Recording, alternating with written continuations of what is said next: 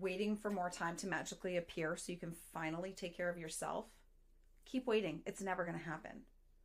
The biggest lie keeping moms stuck is that self-care is extra.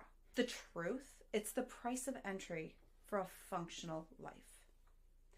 In this video, I am exposing why traditional self-care advice is useless. The mindset shift that changed everything for me, and the system that I actually use to make self-care non-negotiable, even as a mom with zero time. If you've ever thought I can't fit self-care into my life, then you need to watch this video all the way through. I'm Jess, and I'm the founder of Phoenix Moms, a movement for single moms who refuse to stay in survival mode. I have been there, running on fumes, believing I was a better mom because I put myself last. Spoiler, that version of me was burnt out, barely holding it all together. But that's why I'm here, is to help you stop waiting for self-care and just to start claiming it. So let's just start with the obvious. Self-care is not just spa days, bubble baths, wine nights, and while those are great, it's not self-care. That is escapism. It is why so many moms stay stuck and constantly reaching for quick fixes that actually don't fix anything. Self-care is not something that you do after you've taken care of everything else. If you wait until you have extra time, you're never going to have it. Self-care is not a reward. It's a requirement for functioning at your highest level. Think back to the last time, if you have ever taken an airplane. One of the things that they always tell you is if that oxygen mask comes down, you need to put yours on first before you help anyone else. And even if you're a single mom traveling with your children, if you do the selfless thing and put their oxygen masks on first, that's great. They're going to be safe, but you won't. There's a chance that you will pass out before you can do anything to take care of your kids. Self-care is so similar. If you don't take the time now to take care of yourself, you're not going to be there to take care of your kids later. Think of self-care like sleep. You don't earn the right to sleep. You need it to function. That is exactly how self-care works. If this is hitting home already, make sure you subscribe because I'm breaking down real, no bullshit strategies that help moms take their energy back and their power. And we're not asking for permission. The biggest reason moms say they can't do self-care is time. I get it. Time is tough, especially when you are working and taking care of your kids and doing everything. But self-care doesn't have to be an event. It has to be a habit. And this is where micro self-care comes in. Micro self-care, is this a new thing that you've heard? Think about it this way. Instead of feeling like you need to do a 60-minute workout every single day, start with 5 minutes of movement. I love a great workout, but I'm telling you that it does not happen every day. It is sometimes hard to carve out that much time at once, but you can do it if you start small.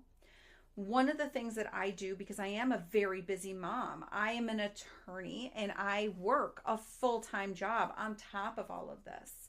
I actually will take the long route to the bathroom. And I know that can be considered funny, but to me, those extra steps, that extra time away from my desk really helps not only get in movement, but it puts my mind at a better place.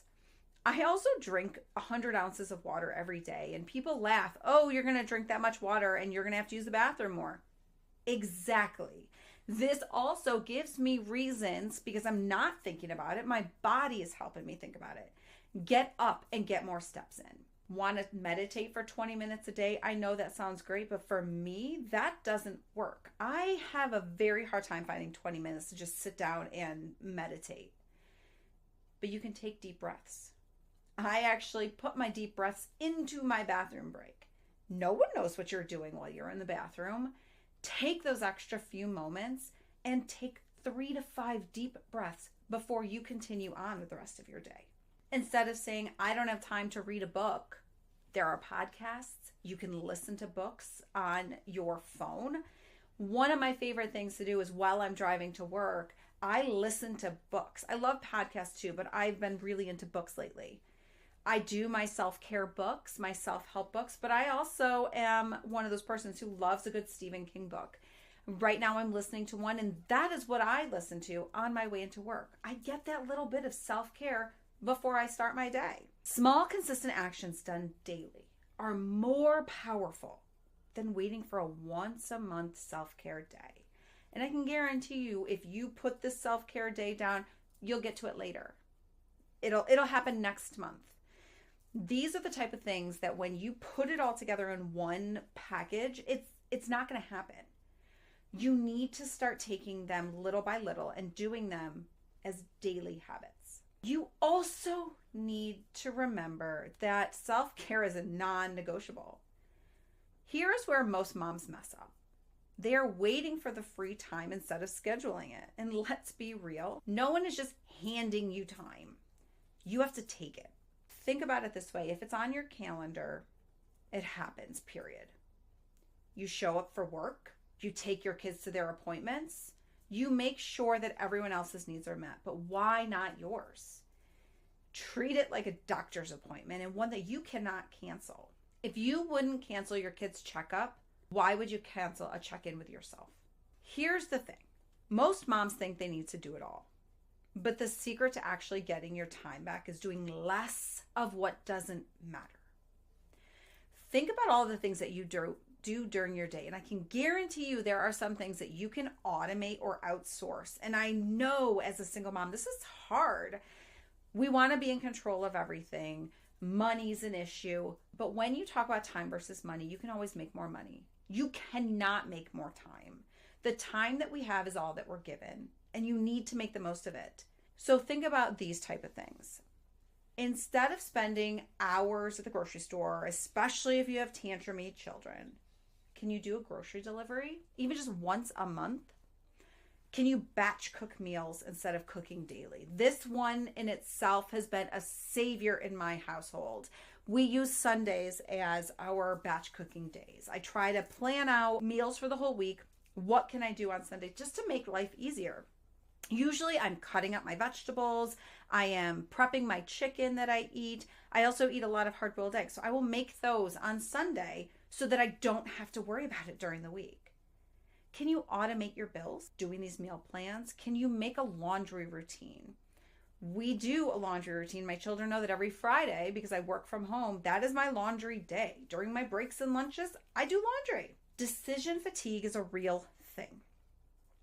This may be a term that has been thrown around, but I want you to think about this. You have decided that tomorrow is going to be the day that you are going to start being healthier and doing more for yourself. Perfect. You wake up in the morning, you work out, you do some journaling, you have all these thoughts about this healthy food you're going to eat during the day. This is fantastic. But you also have work. You have your children. You have phone calls. There's all these other things that are still slapping you in the face during the day. By the time you get home at night, you are exhausted. Yes, you may have meal planned for your dinner, great, but what about late night? You more than likely have had so much decision fatigue during the day that it's going to be so much easier to reach for a whole bag of cookies instead of not eating or drinking water or having something healthy. We don't think about it because we're thinking all the time, but the amount of decisions you make during the day are insane. Set yourself up. Try to make some of the decisions ahead of time so that way you don't have to make them in the moment. Self-care isn't just what you add to your day or your life. It is what you remove. The less mental clutter you have and the easier it will be to create the time for yourself. If you are waiting for life to slow down so you can finally take care of yourself, wake up. It is not happening. You have to take your time back or burnout will take it from you. I do break this all down inside my Selfish Mom Manifesto because prioritizing yourself isn't selfish, it's survival. So make sure you drop a selfish in the comments. I will send it to you for free. Like and subscribe, and I can't wait to keep bringing you more. I love it. I love it.